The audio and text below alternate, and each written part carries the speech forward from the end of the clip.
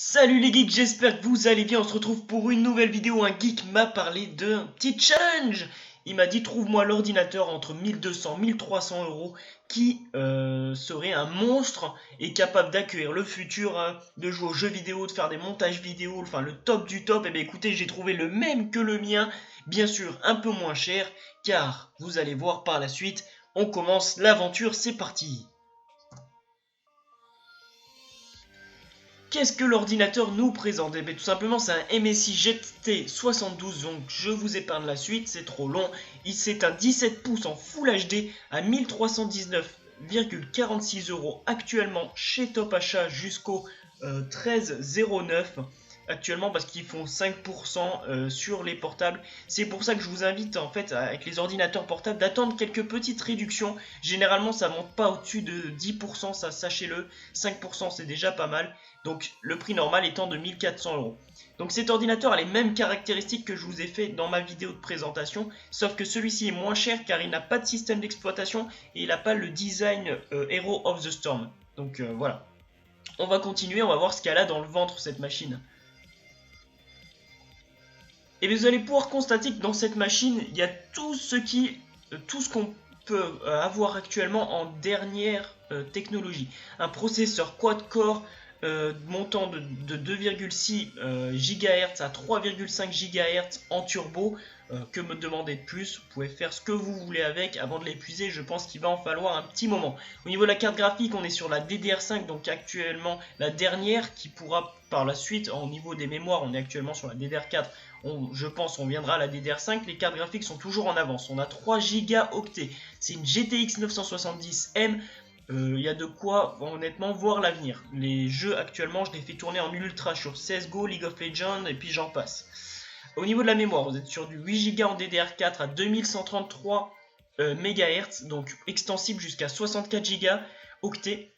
Si vous en avez besoin pour le montage vidéo, les jeux vidéo, vous voyez qu'il n'y en a pas assez, bah là vous pouvez monter jusqu'à 64 Go octets. Je vous dis, qu'est-ce qu'il vous faut de plus quoi. Au niveau du stockage, vous avez un disque dur de 1 Teraoctet à 7200 tours par minute pour tout ce qui est stockage données, je vous le conseille. Et le SSD, utilisez-le pour votre système d'exploitation. Donc 128 Go octets, s'il ne vous suffit pas, vous pourrez monter sur du 256, du 500 Go. Ça, c'est selon vos moyens, tout simplement.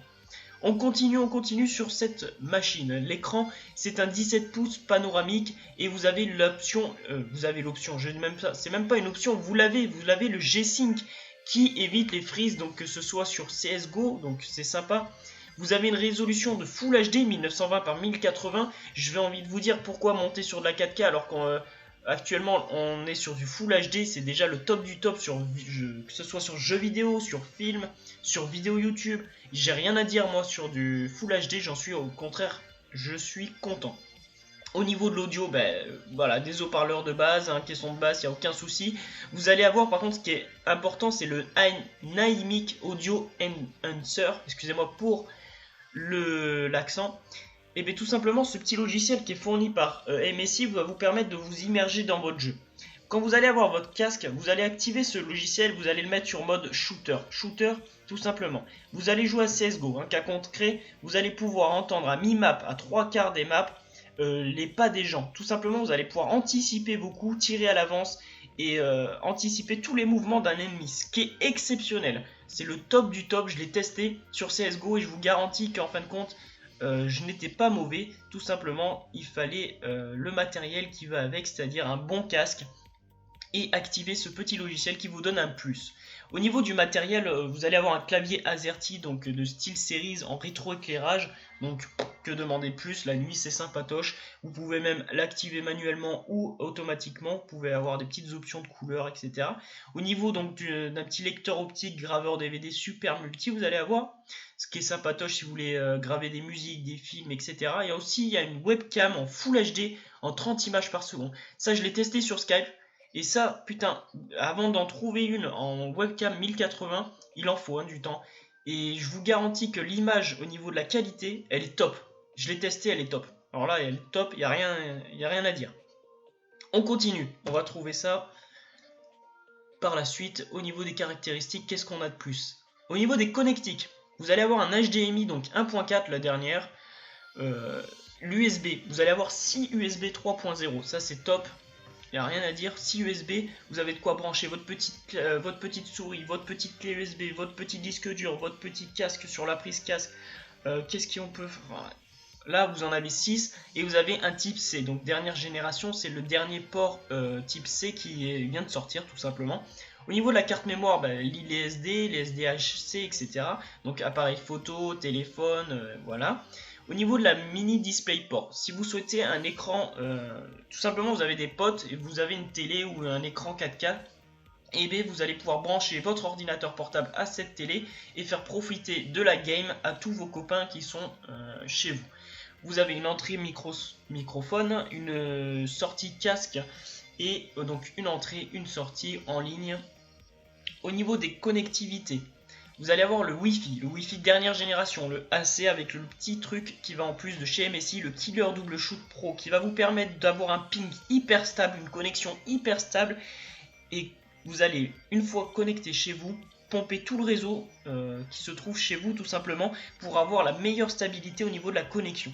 Le Bluetooth, on est sur du 4.1, donc si vous avez un téléphone et maintenant les montres connectées, etc., il y a tellement de choses maintenant qui arrivent de plus en plus et vous allez pouvoir faire un transfert directement par Bluetooth, ce qui est relativement sympa. Au niveau du poids, on est sur du 4 kg, hein, c'est pas quelque chose qu'on va transporter dans le tram, dans le bus, dans la voiture tout le temps.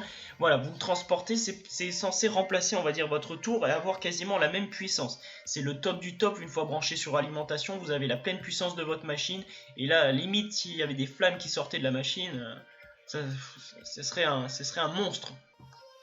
Voilà donc tout simplement le design, hein, comme je vous l'ai présenté sur ma vidéo de présentation, donc sur mon ordinateur, c'est le même design, exactement le même. Alors sauf que vous ne trouverez pas donc le Hero of the Storm au niveau du pad et au niveau de la coque arrière.